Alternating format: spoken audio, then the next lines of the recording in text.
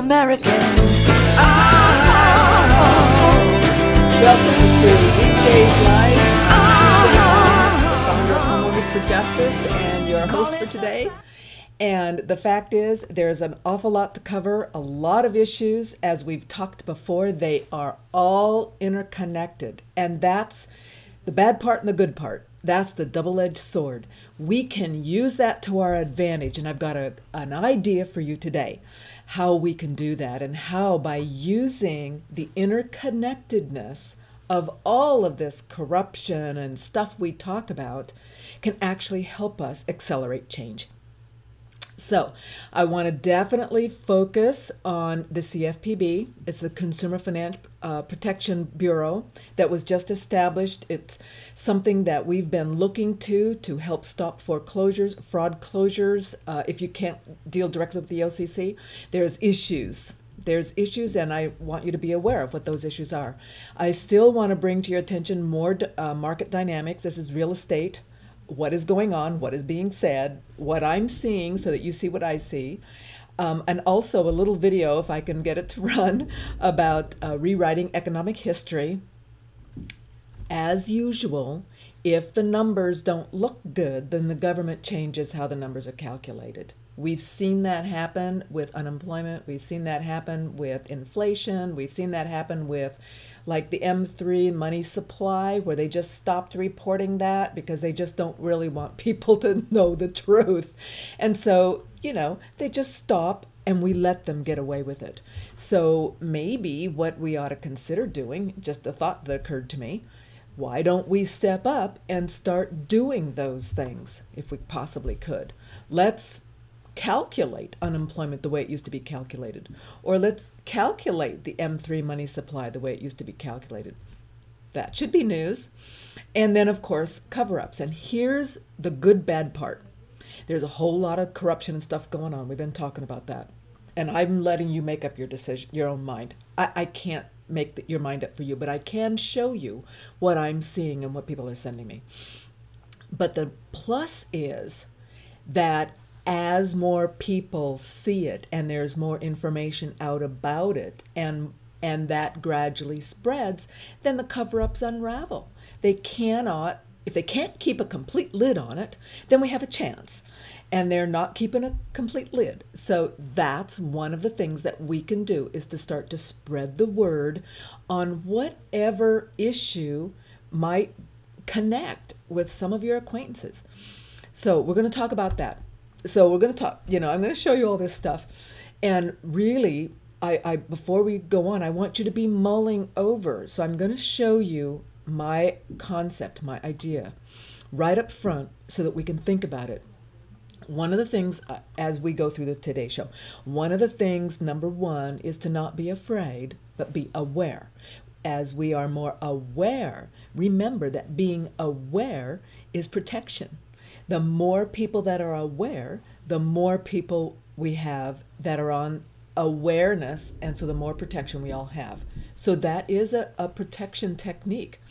Then, what if we all took a one-a-day vitamin? What if we all decided that we would contact one person a day with something that would help awaken them? We've focused on foreclosures and fraud closures and the forged documents, and that's been our focus, and it still is. We want to keep people in their homes, but we've also been discovering that the fraud is very broad, and it's everywhere. So pick one of these. Here's a whole list. You've got the fraud closures and forged documents. If a person that you're talking to would connect on that basis, share it. But maybe they won't. Maybe what they're interested in is more of the false flags and cover-ups. What's a false flag? Maybe they would, become aware, waken up. Maybe it's government corruption and the fact of the revolving doors. I'm trying to give you links on every one of these issues because some issue is going to connect with the people you know and the people I know. And I'm just speaking from experience because I start sharing with people I know, and then this is the flack you get back. They don't want to hear about that issue or this other issue, but they might be open to the fact that the dollar they have in their pocket is a Federal Reserve note. That might be a really cool way to start the conversation. It's not a US dollar. The US is forced to pay interest on these dollars. Address that there. Snag people's interest, get them to start waking up and looking at the information that we've got. Maybe it's just the concept of a public banking. What's that? Or aquaponics, one of the solutions we talk about. So as we go through today, in particular, let's think. I want you to think. I challenge each of us to think of people we know that are not necessarily awake. And let's try to awaken them up. Let's just pick one a day. If each one of us took one person a day, that's each one of us times 365. That's a lot of people. And then we could challenge them to do a one a day program. So let's start taking a look at the information that we've found for today. I'd like to start with the CFPB. This is an agency, the Consumer Financial Protection Bureau, that was put in place. Elizabeth Warren's been a huge champion. And then it turns out, who knew? I didn't know this till yesterday, that it has no valid director. Now, because it doesn't, they cannot legally accept any testimony. So they appointed Richard Cordray, but he's not been confirmed. And so he was appointed, but a unanimous federal appeals court ruling on January 25th, 2013 found that the process by which he was appointed was constitutionally invalid. I have not been able to find out what that means. I'm just taking this at its word because this is coming from the Committee on Financial Services. So the Financial Protection Bureau, who's set up to protect us, doesn't have a valid director. We can't take testimony. And yet they're working on doing rules. That was a big fight. And so we just need to know this information so that we can actually comprehend it and then start mulling over, well, what can we do to, fix this, or how can we proceed? What is going on? Because the more we know, the harder it is for them to cover it up. So here it says that on Monday, the committee, the Senate Finance Committee, called two of these officials, but not the director, because we don't have a director, to testify at a hearing in May on the agency's new qualified mortgage rule. And I want to share with you what the fight that's going on and is coming down the pike, and that is new loans. What do the new loans have to look like? So I've got a couple of articles here. Here's one. The new qualified mortgage rule is setting us up, you, me, the country, for another meltdown. Okay, I think maybe if we had a director, it might help. But the problem is, as the rules come into play, the ones that were passed at Dodd-Frank, the ones that they're trying to make the government and the banks live by, all the lobbyists are fighting back going, oh, we can't do that. If we did that, people that weren't qualified wouldn't get a loan. Okay, so then they start watering down the rules. So the fact is, they're saying here that the whole setup is trying to keep mortgage underwriting standards as low as possible, and they're afraid it'll set the country up for a repetition of the mortgage meltdown. Because if people can't afford it or are weak and the values change, they lose a job. And of course, you and I know that these loans that they did in from 2000 to 2006 that caused this meltdown were very toxic. The fact is, they're doing them now. I get emails all the time about interest-only loans and about this is the whole point. Stated income, stated assets. In other words, we don't check. You just tell us, right here on this piece of paper, wink, wink, and then we'll give you the money. And so now they're discovering that finding prime loans among borrowers who are below the median income was difficult, especially in 2000. And HUD had raised the quota of the loans, the people that they were supposed to fund, from 30% to 50%. I keep running my cursor over something, sorry. And so to meet the goal, Fannie and Freddie had to reduce underwriting standards. And of course, never underestimate that and never forget that Fannie and Freddie leaders went to the Congress and wanted them to reduce the underwriting goals because they would make more money. So this makes it sound as if, oh dear, it's all the Congress people in HUD. HUD was pushed by Fannie and Freddie to do this. And so in 95, they were acquiring loans with 3% down payment. 5 years later, they were advertising mortgages with no down payment. And so here we go again. It's round robin. And again, I believe that what we need to focus on is changing the game to get the GSEs out of buying the notes, get funding some way, some different way. But this is a major task. Changing the game is major. And it's going to take time and effort. But at least we're aware of what's going on. So share that with the people that you know. Here's another article about the bitter battle over mortgage rules. And it says, a new rule has a big impact on who can get a mortgage and what it will cost. And lawmakers in the White House still have no plan for what to do with taxpayer-owned housing giants Fannie and Freddie. And of course, now that Fannie and Freddie are making money because prices have been rising and the economy has been doing a little better, so people are making payments, they are getting higher prices for the homes they're selling. And so the pressure to get rid of Fannie and Freddie has been removed. Okay, that's lessening. And so now they're talking about the rules. It's an ability to repay rule. The CFPB released in January the ability to repay, and the banks are, of course, trying to scare everybody into changing the rule, watering it down. And of course, when they get a watered down, then of course they're very happy. And of course, they're funneling money into these people in their campaigns. Same old, same old. Here's something else that you really need to be aware of with the CFPB. It's just the fact of life, and I don't know whether it's good or bad, but you need to be aware that the CFPB is amassing an incredible amount of data on you and me. All the consumers, and the banks are objecting. They're saying, oh, this is too onerous.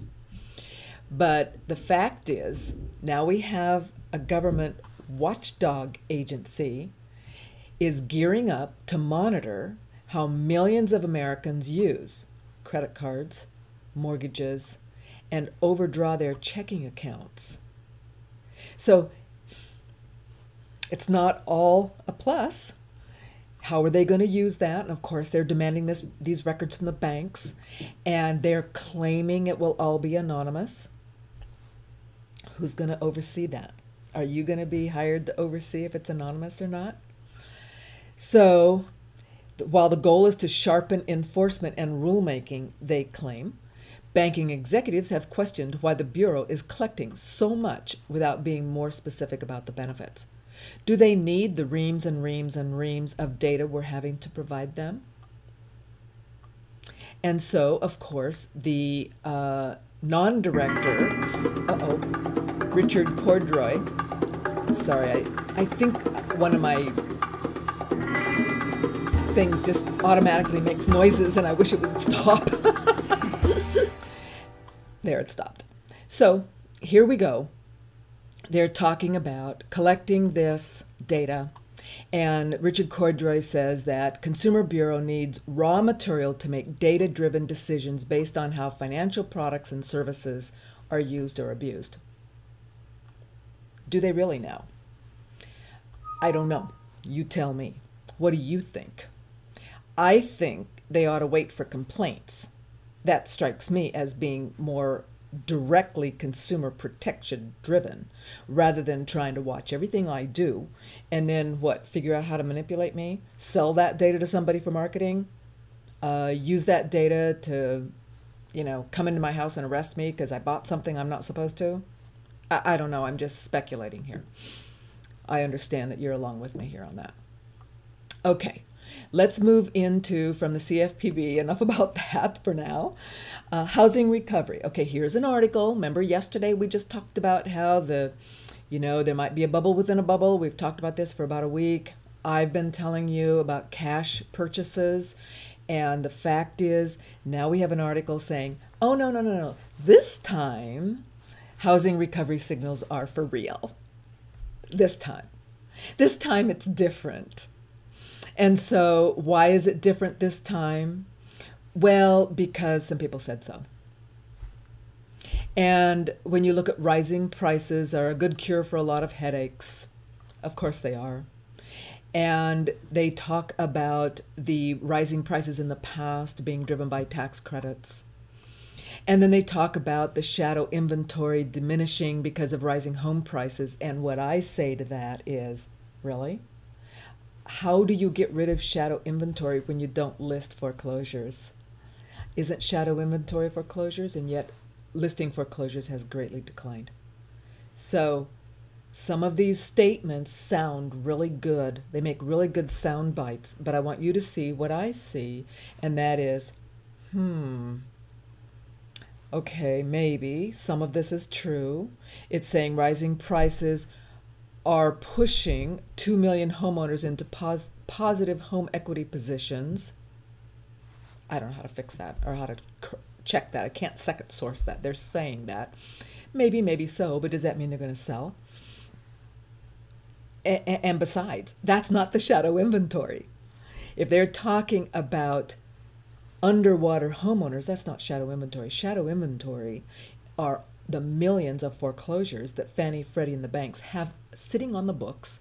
They are not listing. They are paying, landscapers $10 an hour to run around the country and mow the lawns and keep them in shape. And so if they're not going to list those, then this is not getting rid of shadow inventory. So I personally feel that this is a feel-good article, that people are going to read what they want to read, and so someone is writing this to give it to them. And it's up to you and I to be more critical in our analysis and our thinking, and to share our understanding and information with our family and friends. And share an article like this. If somebody says, housing is recovering, take the article. See if they'll sit down and talk about it with you. Because every time we raise questions in people's minds, then we help them awake. Okay, here's an article. Investors aren't driving housing recovery. Really. And so they're talking, and of course, you have to look at who says this. So this is a fabulous article because the guy saying this is a former Morgan Stanley analyst. And he co-founded Sylvan Road Capital LLC, an Atlanta-based single-family home rental investment fund. So here you go. He's actually one of the investors, one of the funds that are raising billions of dollars and investing in single-family homes and own these homes as rentals, which we say is a lot of the cash driving the housing recovery. They're investors. This is the investor bubble within it. It's not single-family owner occupants that are buying this with their loans. And so here, if you go down the article, private equity funds, real estate investment trusts, high net worth individuals have raised more than $10 billion to buy homes for rent, taking advantage of prices 29% below the peak and rising demand for rentals because Americans blocked out of home ownership. So at least they're saying exactly what I've been saying and trying to get people to understand, and that is when you lose the home to short sale or foreclosure, you cannot buy again. They don't give you a loan. You can't qualify. I don't care if you've got tons of cash. Unless you buy cash, you're not going to get a loan to buy a home. And so you're blackballed. And so, of course, Blackstone, they've got, 24,000 rental homes in the past year?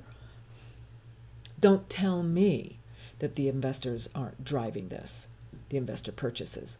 So it's fascinating to have the title of the article actually you know, opposed by the comments in the article. But we see that a lot. They'll say the title, and then, you know, doesn't really matter what the article is because they're just expecting most people won't read it, and if they read it, they won't understand what they're reading anyway. We need to wake up. Now, this is a classic. Let's see if I can get this to play. This is Santelli. He's talking about the fact that they don't like the GDP, so they're going to change how they calculate it. Ain't it cool?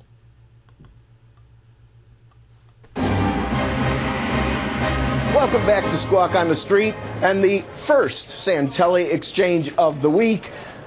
I always want the economy to perform better. I want us to be able to measure a bigger economy and, of course, have that translate into the major area that all of the funnel of economic measurements flow towards, in my opinion, and that is the creation of new jobs and hence the creation of new taxpayers, new revenue base.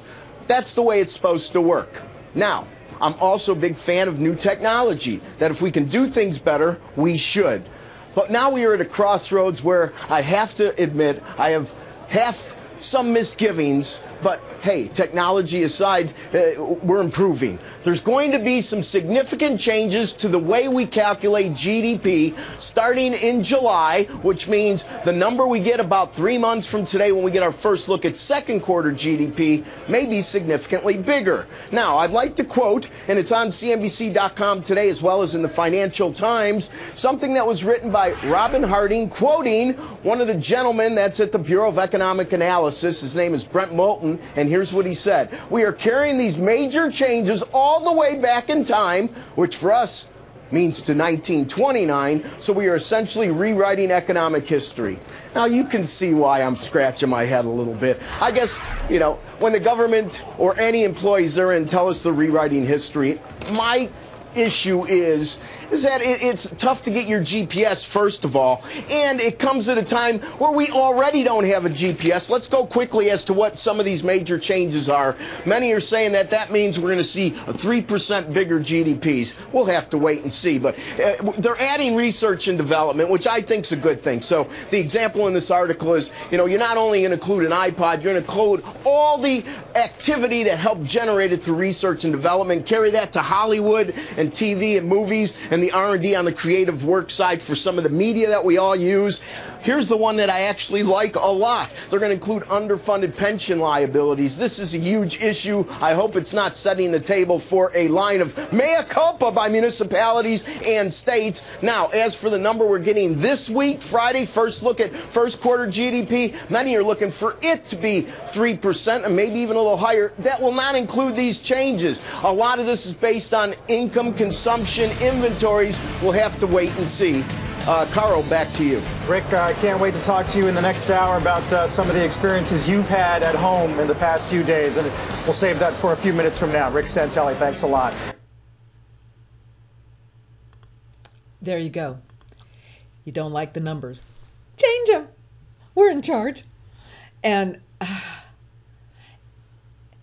we're seeing this all over the place. So we just need to get grounded, and we need to recognize this is what's happening, and we need to share that with other people so that they're aware of it too. Rather than being manipulated, let's be aware. And then, of course, insult to injury. Oops. Where? Here, sorry, I was looking for another link that disappeared. Sorry. This is the link I wanted to show. I'll see if I can find it in a minute. And that is the fact that foreclosure defense attorneys are getting, you know, charged. They're taking money from people. They're running off with the money. They're hurting their employees and the clients. And there is no way really for individuals to protect themselves. And this is one of the sad truths. And that is, as the owners get cheated, if you will, from fraud closure, forged documents, and they're trying to do a loan modification so they pay somebody. They're trying to have a foreclosure defense so they pay some attorney. And then that attorney just runs off. I mean, in this case, the article I was going to show you, he's actually a partner. So he's hurt his partners, he's hurt his staff, he's hurt all the clients. $6 million. So he split. this is just unfortunately a sign of the times, and it's really unfortunate and hurts. It really hurts because the people are already losing. Why should they lose again? And I can't even begin to count the number of people that have emailed me and said, this attorney cheated me, that attorney, this loan mod company, 1,500 here, 5,000 there, and 12,000, and the attorney never filed the document. So it's really awful, and I'm still trying to come up with a solution. I am. So, okay. Now, what I want you to just going to go through this fairly quickly, but these are other cover-ups and issues. Remember, we've just the news has been just trumpeting, the Boston bombers, and we talked yesterday about all these things in the news that didn't even get covered. So I'm going to bring a couple back to attention and some other things that we've found, and you make up your own mind. The issue is it's a good discussion. Let's have a discussion. Discuss this with people. Ask your family and friends what they think. Just the discussion of it is a positive thing because it helps other people start to develop a comfort zone of something that's different, not the status quo. It's like tilling the soil. We need to just, sort of break up the surface a little bit, help these people start to actually consider that maybe everything they're seeing in the news isn't true. And that's the awakening. We need to push on that. So real quickly, here's another article where the presidents have been indicted for war crimes. They talk about that in that 577-page document. I have not read that document. I do not know if they are actually indicted. I think that the guilt has been placed at the highest level in our country. But the fact of the matter is anybody going to do anything about it? I don't know. I do know that right now, and I didn't know this until just yesterday, this was sent on April 21st, 2013, that nearly half of the people in Guantanamo are now on a hunger strike. And I didn't know that. And so these are issues that we need to know, we need to talk about. I've not heard anything or read anything about this other than what I would call the internet media, because that's where a lot of this alternative news is coming because the mainstream blocks it out. And I think that's a really good thing. I do believe that the internet allows us to at least explore, share and explore. And that is one of the powers that the people have for themselves. And we need to keep that power for ourselves and share that with others. Here's an article about the Benghazi story, how it's unraveling. And as you read through the article, you'll discover that the unraveling is caused by a couple of articles written by the New York Times. And they are basically saying that long before this testimony, when Clinton said she had no idea about anything, the U.S. giving weapons, transferring weapons to Syria through Turkey and other Arab countries. And then, of course, the Times does a couple of articles and discovers that that's they've been doing that. And it was decided by the top level people in the government. And so I don't know. You make up your own mind. Do we have more people, more high-level people sitting in front of committees, congressional hearings and lying? And the fact is we see that a lot in all these other cases. We see it with the banks.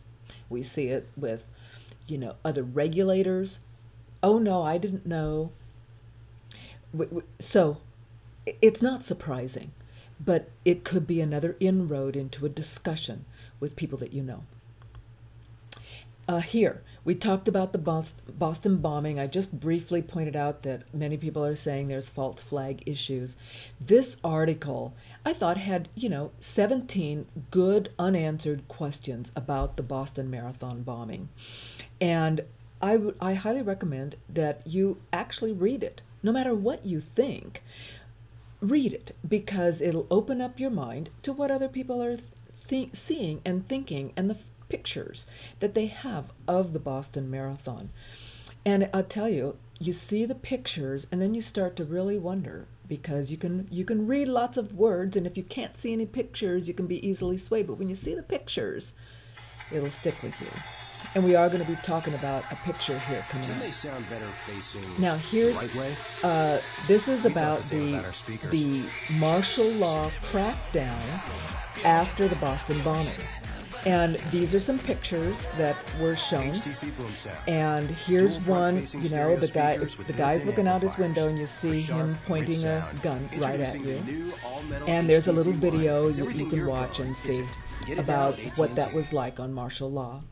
And then here on this video, and I'm not going to play it, you need to play these if you're interested, but he is in Watertown, and he had a video up about evidently that he took down. He had put one up about martial law and about how scared he was, and people were evidently calling him, you know, weak, and he's, you know, responding to all those issues and comments that he got, saying, look, when SWAT is out in the street and telling you, if you come out of the house, we're going to shoot you, you're not going out of the house. And he expresses what it is like to actually go through that as an individual. He's just a guy.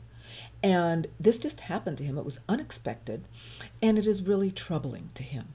And we need to recognize that as that happens to people around the country, they're very troubled. It's troubling to me to just listen to it. So, you know, we need to share this and recognize that, you know, did they really need to do that? And how should we respond? I want to move into the fertilizer plant. I was aware of this almost immediately from things and links that people had sent me. And here is an article. There's going to be about 4 different articles. And this is the fertilizer plant in West Texas. And this article talks about how it is the ammonium nitrate that blew up because of the fire. It got superheated and it blew up, and it caused this massive explosion.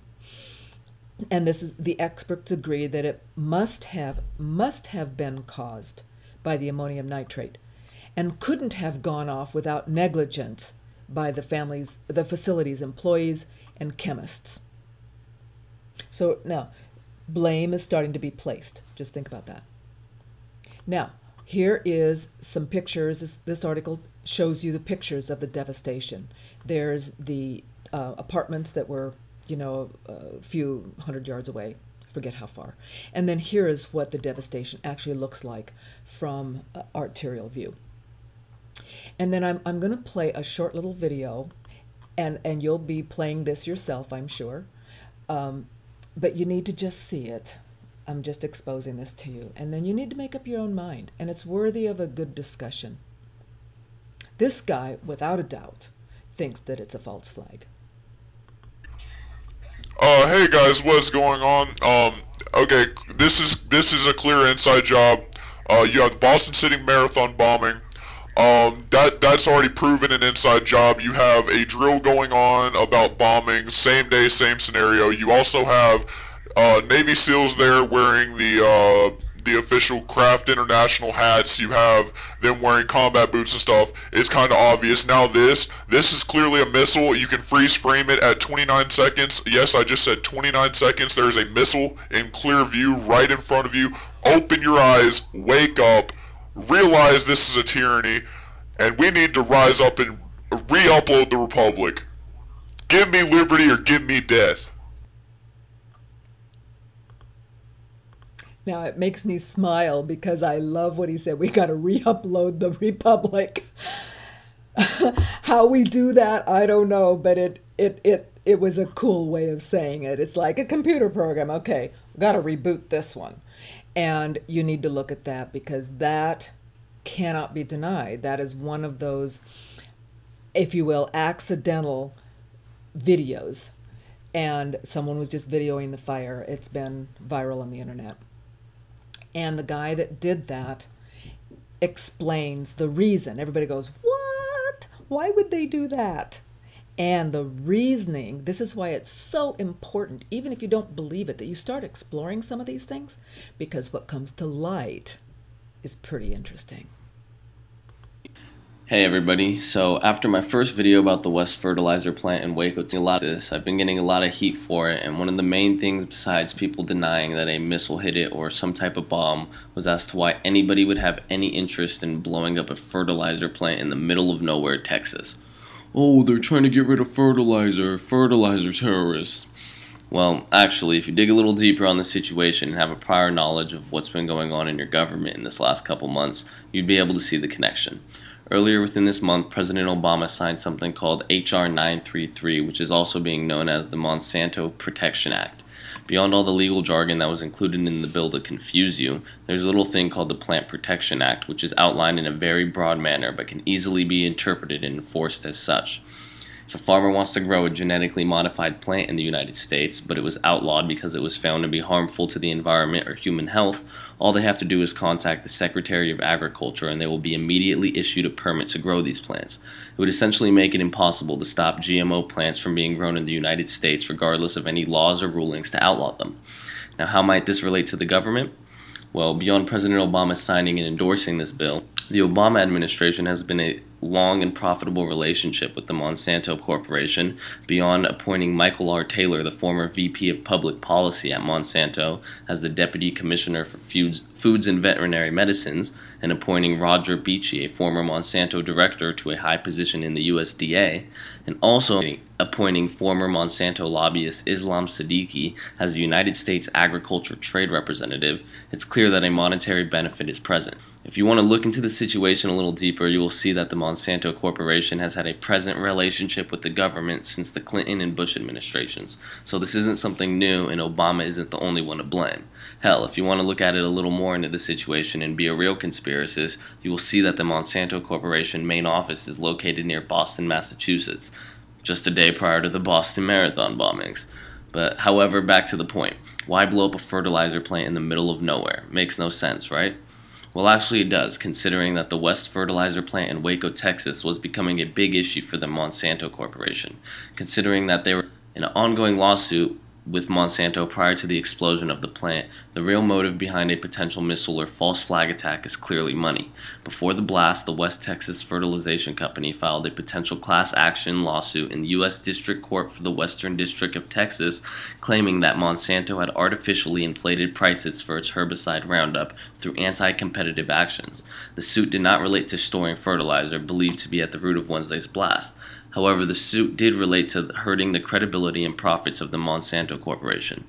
If you can't see the connection still and still think something is amiss, I encourage you to search Monsanto and then make your own judgments. As for the rest, continue keeping your eyes open and stick to the Constitution and never let anyone try to take away your rights in the name of safety or agriculture. Love not evil, and God bless.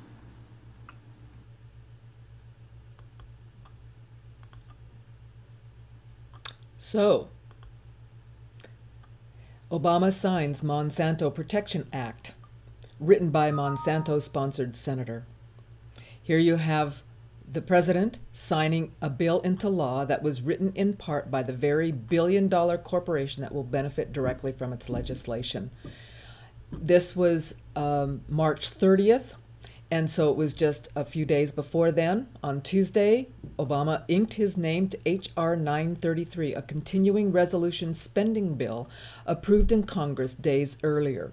Buried 78 pages within the bill exists a provision that grossly protects biotech corporations such as Monsanto from litigation. There's always something behind it. It gives the corporate warfare a new picture in your head. And then here are the Monsanto Protection Act 5 terrifying things to know about H.R. 933 provision. So down here, and I'm going to have this linked so you can read this yourself. The Monsanto Protection Act effectively bars federal courts from being able to halt the sale or planting of controversial genetically modified or genetically engineered seeds, no matter what health issues may arise concerning GMOs in the future. Now, this is how corporations do it. They get the government to protect themselves.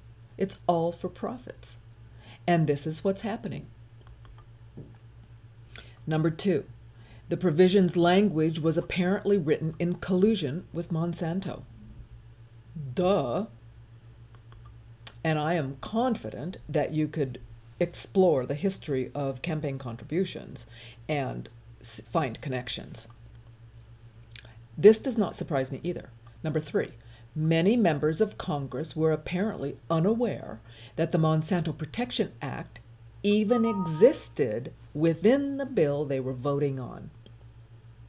H.R. 933 was a spending bill aimed at averting a government shutdown and ensuring that the federal government would continue to be able to pay its bills.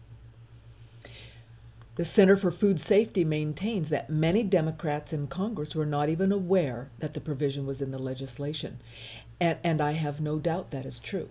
These laws are so big, so complicated, and I've already explained in my foreclosure town halls, for example, that in 1991, an attorney for the banks changed 2 or 3 words in the FDIC bill that nobody knew about, understood, debated. They didn't even know he'd made those changes, and then they voted on it. And that was that the government would be required not just to bail out conventional lenders, commercial lenders, but investment banks and insurance companies. He just added those words. Talk about a shift in what we've seen. So now, we've had, you and I, the taxpayers, had to bail out AIG, Goldman Sachs, all the investment banks, all the insurance companies.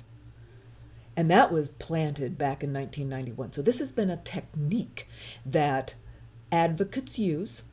They pull up the legislation, change a few words, add a little provision in there. Nobody knows about it. Who is finally reading all of this before they vote?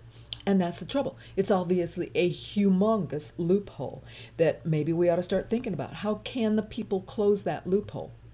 Having it online, no changes allowed. Anyway, it's pretty amazing that this false flag missile actually, now we've got a picture, and you can look at all the videos. There's CNN had a video also that's been analyzed and run, and you can look at those things. This one that I did shows you the clearest, fastest, in my opinion. But here, number 4, the president did nothing to stop it either. On Tuesday, this is the Monsanto Protection Act. Obama signed it. While the rest of the nation, look over here. Oh, we're going to talk about gay marriage.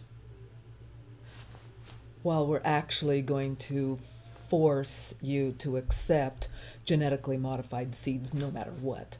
We're going to pay off this corporation. Corporation is going to use the government to get what they want over anybody on the planet. And so the fact is, it doesn't mean, though, that people were not trying to express their opposition to the Monsanto Protection Act. In fact, more than 250,000 voters signed a petition opposing that provision, which raises the question in my mind. If that was such a big deal, how could these senators not know about it? How could they say up here in number 3 that a lot of people didn't know about it? Really? Really? So a 250,000 petition opposing it, and the Food Democracy Now! Protesters taking their fight straight to Obama and protesting in front of the White House didn't cut it? They don't know about that? This is such a either that was true and we have an incredible disconnect, or they did know about it and they're just saying they didn't know about it and they voted for it anyway. So you have to decide that. I don't even have a decision, but those are the only 2 things I can think of that connect these 2 statements right in the same article. And then, of course, number 5, absolutely, it does set a terrible precedent. Okay, now it only remains in effect for 6 months until the government finds another way to fund its operations. But the message that is sent now, corporations can get around consumer safety. They can do whatever they want. If they can get Congress to just pass another provision, stick it in a huge, monstrous bill, if the bill is like 600 pages, who's going to read that?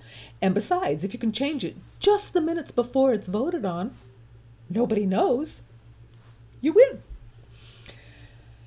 So this is the point. And of course, attorneys are saying anytime you tweak the ability of the public to seek redress from the courts, you create a huge risk. A risk? You destroy the republic is what you do. This is destruction. It should not be allowed. And Monsanto should be charged. It should be removed from the bill, and they should be charged for something. Help me out here, guys. Okay, so the point is, now you have it. Now you see the kinds of things that we're faced with, and that is basically there's just a whole lot of stuff going on. And what's really encouraging, because it's not all bad, is that we must be doing something right, because I want to talk about prom night. This, just yesterday we talked about aquaponics and how the high school kids are getting behind this, and Future Farmers of America. And in fact, after my show, I talked to my husband, who used to teach chemistry in high school, about the concept of, how could we go about getting FFA all over the country to be involved in aquaponics, for example, because that's something that every kid could do. You could have a small thing in your house. Right now, Future Farmers of America typically has been pigs and rabbits and cows and goats, and the only kids available that can actually participate, either the school has to have a farm that they can go and raise these animals and get that experience with, or they have to have the farm themselves, so their parents have Everywhere to be fairly you look, well off. There's creativity. And the fact is, a lot of parents aren't. A lot of kids can't participate because of that. So the aquaponics in the house, they could have little goldfish tank and raise herbs. We could really get our kids involved, and that is our future. So here's something else that really warmed my heart. And these are teenagers that have actually grown up integrated. And they actually act like I always was. I never even noticed that some of my friends were colored. I didn't understand that when I was in high school. I just didn't notice. It was not something we ever talked about in my family. They were just people. And we looked at people on their actions and their behaviors, not on the color of their skin. And so this is, of course, very close to my heart, because turns out these kids' parents, the school long ago said we can't fund the proms. And so the parents have been doing segregated proms for the kids all over the years. They've had white proms and black proms, and the kids have gone, have participated that way and put up with that. And this class said, I don't think so. I want to play you just a little video about it. It's really cool. Hard. We some G's, man. I don't know. These 5 high school students are lifelong friends. They've always been together, and now they're about to change history. They've organised an integrated high school dance, the first time that's ever happened here. Same guys that play football together, black and white and Hispanic and every other race, and they dress in the same locker room, everything, drink out of the same water bottles. So it's like, what's going to kill them about going to prom together? Makes no sense. Their campaign started with a simple Facebook page, but it's raised questions about race relations in a seemingly divided community. It's like living in 2 different worlds. We have our world, they have their world, and the 2 basically do not mingle. Local City Council member Vicky Kemp says prejudice runs deep in Rochelle and change is hard to come by. When our children graduate and we tell them, go off to college, you get an education, but do not come back here. Only time you come back here to visit, not to live. This feels like the kind of place then that the civil rights movement simply passed by. There are still plenty of people here who think it's perfectly acceptable for high school students to throw segregated celebrations.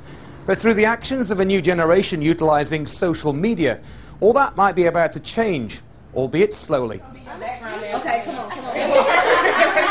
But for these students, the apathy they've encountered along the way isn't an excuse. They don't want to make a fuss, but you can't make change without a fuss. You can't make things better without that fuss. It's just the way the world works. And judging by ticket sales, they may just make a difference. Andy Gallagher, Al Jazeera, Rochelle, Georgia. So there you have it, guys. You can't make change without a fuss. From the mouth of babes. So let's make a fuss. Let's make a fuss. Let's make a fuss. Let's make a fuss with our family and friends. Let's make a fuss with our local elected officials. Let's make a fuss with our newspapers and media stations. And let's pick one of these topics that we can make a fuss on that people will listen to. Because if they won't listen to you about foreclosures, which a lot of people will not, I totally understand that. And it's been very difficult to deal with the ingrained myth that the people, it's their fault. They never should have had the loan. They can't make the payments, so they should lose the house. The concept that it was never the bank's money, they never put any money into it. They're using forged documents to take it. It doesn't really cut it with a lot of people. So let's make a fuss on something that will cut it with them. And then let's take these solutions.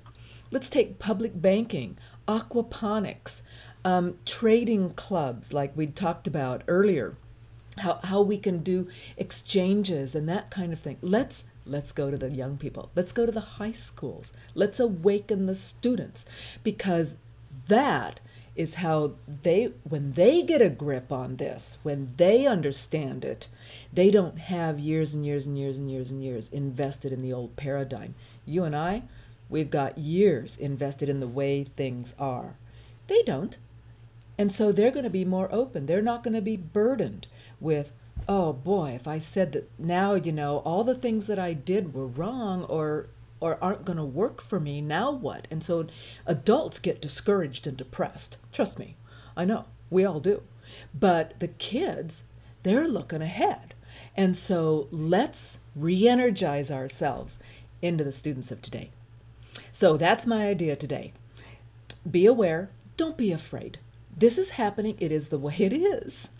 And we can share the news. And if we just pick one a day, we can all make a big difference. Thanks, guys, for watching. I do appreciate it. I try to bring you things that are really going to make a difference and help ourselves bring that new paradigm into being. We'll see you tomorrow.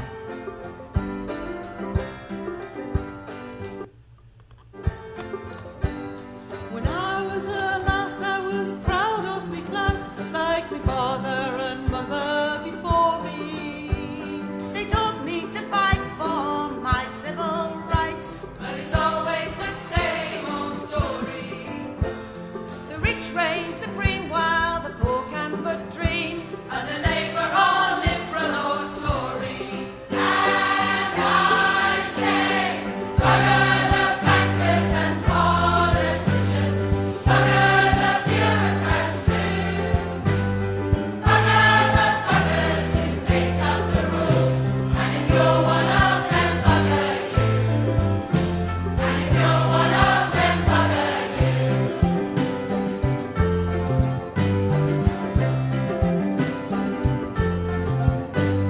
The system is bent and the money's all spent. We're murdered from every direction. The workers get taxed while the wealthy relax. with nary a moment's reflection. Where there's brass, there's muck. And they don't give an arse, 'cause we're programmed against insurrection. And I say, bugger the bankers and politicians, bugger the bureaucrats too, bugger the buggers who make up the rules. And if you're one of them, bugger you. And if you're one of them, bugger you.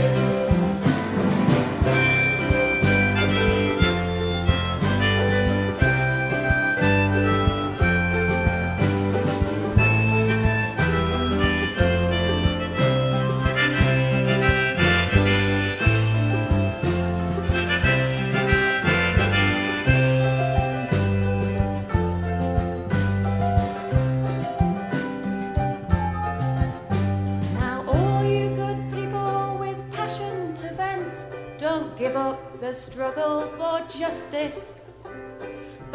done my time on the protesters' line, and these days I show my dissent by loitering